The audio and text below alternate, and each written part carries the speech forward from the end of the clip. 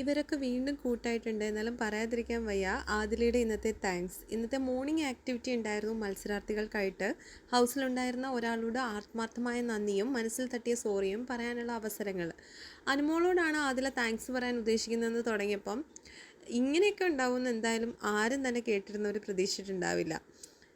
ആദിലയുടെ thanks ഓരോന്നും സമയമെടുത്ത് എണ്ണി എണ്ണി പറഞ്ഞ് അനുമോളോട് പറഞ്ഞ ആദിലയുടെ താങ്ക്സ് നമുക്കൊന്ന് നോക്കാം. ആളുകളെ എത്രമാത്രം മാനിപ്പുലേറ്റ് ചെയ്യാൻ പറ്റുമെന്ന് പഠിപ്പിച്ചു തന്നതിന് താങ്ക്സ്. ഒട്ടും ജെനുവിനിറ്റി ഇല്ലാതെ എന്ത് പറഞ്ഞാലും കേൾക്കുന്നയാൾ തിരിച്ചൊന്നും പറയാതെ കേട്ടിരിക്കുന്ന രീതിയിൽ സംസാരിക്കാൻ സാധിക്കുമെന്ന് പഠിപ്പിച്ചു തന്നതിന് താങ്ക്സ്. എത്ര ഫ്രേക്കായി നിന്നാലും എല്ലാവരെ കൊണ്ടും ഇൻട്രാക്ട് ചെയ്യിക്കാൻ സാധിക്കുമെന്ന് പഠിപ്പിച്ചു തന്നതിന് ഉള്ളിലുള്ള മനോഭാവം എന്താണെങ്കിലും പുറമെ മറ്റൊരു ഭാവം കാണിക്കാൻ സാധിക്കുന്നത് ആക്ടിങ് എത്ര സിമ്പിളാണ് എന്ന് പഠിപ്പിച്ചു തന്നതിന് താങ്ക്സ്. ഇവിടെ എത്ര ഫ്രണ്ട്ഷിപ്പ് ഉണ്ടെന്ന് പറഞ്ഞു നിന്നാലും പുറത്തു പോയാൽ അതൊന്നും കാണിക്കേണ്ടതില്ല എന്ന് പറഞ്ഞു തന്ന് പഠിപ്പിച്ചതിന് താങ്ക്സ്. അക്ബർ ഖാനെയാണ് ഞാൻ ഏറ്റവും കൂടുതൽ തെറ്റിദ്ധരിച്ചിട്ടുള്ളതെന്നും ആദില പറയുന്നുണ്ട്. അതിലെന്നെ മാനിപ്പുലേറ്റ് ചെയ്യുമ്പോൾ ഇവിടെ ഗെയിം കളിക്കാനാണ് വന്നത്, സൗഹൃദം ഉണ്ടാക്കാനല്ലെന്ന് പഠിപ്പിച്ചു തന്നതിനും അങ്ങനെ അഭിനയിക്കാൻ പഠിപ്പിച്ച അഭിനയം എനിക്കൊരു ഭ്രമമാക്കിയതിനും താങ്ക്സ്.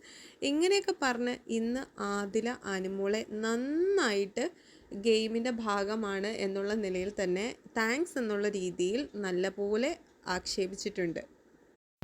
പിന്നെ ആദില ഇതൊക്കെ പറഞ്ഞത് മറ്റൊരു ഗെയിം ആവാം, അല്ലെങ്കിൽ ആത്മാർത്ഥമായിട്ടാവാം, എന്തായാലും ചോദിച്ച് കയ്യടിയും വാങ്ങിയിട്ടുണ്ട്.